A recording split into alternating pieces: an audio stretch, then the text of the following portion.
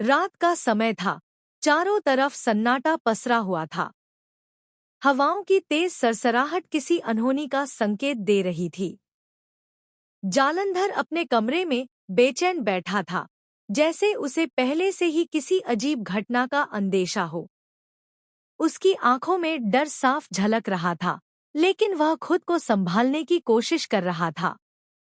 तभी अचानक कमरे की लाइट्स झिलमिलाने लगी।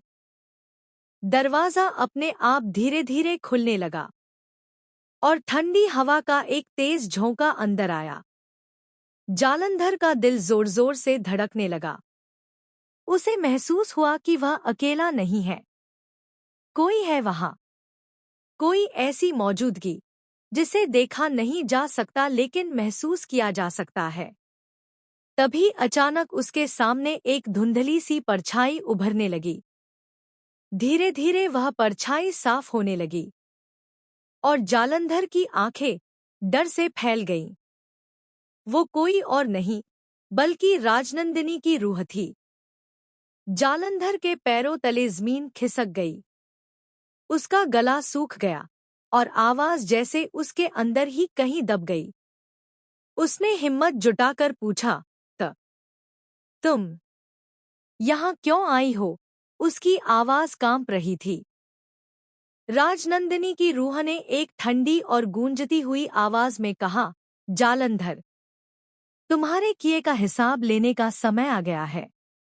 ये शब्द सुनकर जालंधर के चेहरे का रंग उड़ गया। उसके दिमाग में पुरानी बातें घूमने लगी। वो राज जो उसने सालों से छुपा रखा था, वो सच्चाई जिससे वह खुद भी भाग रहा था। लेकिन अब वो सच्चाई उसके सामने खड़ी थी, एक डरावनी रूह बनकर। कमरे का माहौल और भी डरावना हो गया। दीवारों पर लगी तस्वीरें हिलने लगीं, खिड़कियां जोर जोर से बजने लगीं और जालंधर को ऐसा लगने लगा जैसे पूरा घर उसके खिलाफ हो गया हो।